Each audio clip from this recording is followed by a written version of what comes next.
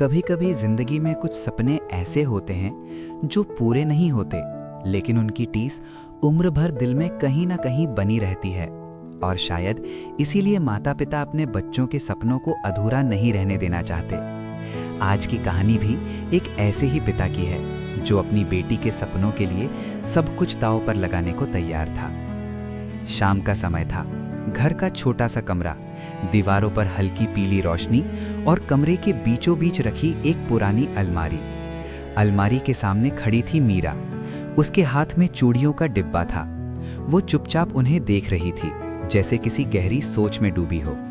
तभी कमरे के दरवाजे पर खड़े उसके पति राजेश ने धीरे से कहा, मीरा, मुझे तुमसे एक जरूरी बात करनी है। मीरा ने पलट कर देखा। राजेश के चेहरे पर चिंता साफ दिखाई दे रही थी। क्या हुआ? मीरा ने पूछा। राजेश कुछ पल चुप रहा, फिर धीरे से बोला, मैं सोच रहा था तुम्हारी इन चूड़ियों पर गोल्ड लोन ले लूं। मीरा जैसे अचानक सन्न रह गई। क्या? उसकी आवाज तेज हो गई। ये तुम क्या कह रहे हो राजेश? ले दे के मेरे पास अब यही चूड़ियां बची हैं और तुम उन पर भी लोन लेने की बात कर रहे हो। उसकी आंखों में चिंता और गुस्सा दोनों थे। क्यों कर रहे हो ये सब? राजेश ने गहरी सांस ली, फिर शांत स्वर में बोला, तुम्हें याद है पिछले साल हमारी बेटी नंदिनी का नीट का रिजल्ट आया था? मीरा ने धीमे से कहा, हाँ, 358 नंबर आए थे। राजेश ने कहा, और उसने कोचिंग भी नहीं की थी। अगर उसने अच्छी कोचिंग ली होती तो मुझे पूरा यकीन है उसके 500 से ज्यादा नंबर आते। उसकी आवाज में उम्मीद थी। मीरा, हमारी बेटी बहुत होनहार है। अगर इस बार उसे अच्छी कोचिंग मिल जाए तो वो जरूर डॉक्टर बन सकती है। मीरा कुछ देर चुप रही, फिर उसने धीरे से कहा, और डॉक्टर बनकर शादी करके चली जाएगी, है ना? राजेश चुप हो गया। मीरा ने थोड़ा कड़वा सच सामने रख दिया। बड़ी बेटी सविता को भी तुमने बीएड करवाया था, उसके लिए भी कर्ज लिया था। उसकी आवाज भर्रा गई। राजेश, कब तक ऐसे ही खुद को कर्ज में डुबाते रहोगे? कभी अपने बारे में भी सोचो। कुछ पल कमरे में सन्नाटा छा गया। फिर मीरा ने धीरे से कहा, नंदिनी को सिंपल बीएससी करवा दो, फिर बीएड करवा देंगे। राजेश कुछ नहीं बोला। वो धीरे से उठा और मीरा की अलमारी खोल दी। साड़ियों के नीचे हाथ डालकर उसने एक पुराना कागज निकाला। इसे पहचानती हो? मीरा का चेहरा अचानक बदल गया। ये मुझे दे दो, वो घबरा कर बोली। लेकिन राजेश ने कागज अपने हाथ में पकड़े रखा। उसने बहुत शांत स्वर में कहा, मीरा, ये सिर्फ कागज का टुकड़ा नहीं है। उसकी आवाज भारी हो गई। ये तुम्हारा अधूरा सपना है जो पिछले 27 साल से इस अलमारी में छिपा हुआ है। मीरा की आंखों में आंसू भर आए। वो वही कागज था, बीएड प्रवेश परीक्षा का स्कोर कार्ड।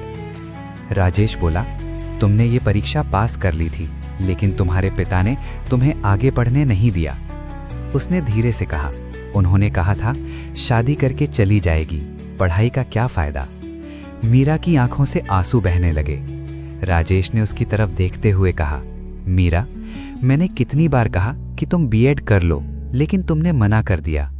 उसने कागज की तरफ इशारा किया। तुमने इसे आज तक संभाल कर रखा है क्योंकि ये तुम्हारा सपना था। कमरे में गहरा सन्नाटा छा गया। फिर राजेश ने धीरे से कहा, मैं नहीं चाहता कि सालों बाद हमारी बेटी की अलमारी में भी ऐसा ही कोई कागज पड़ा रहे।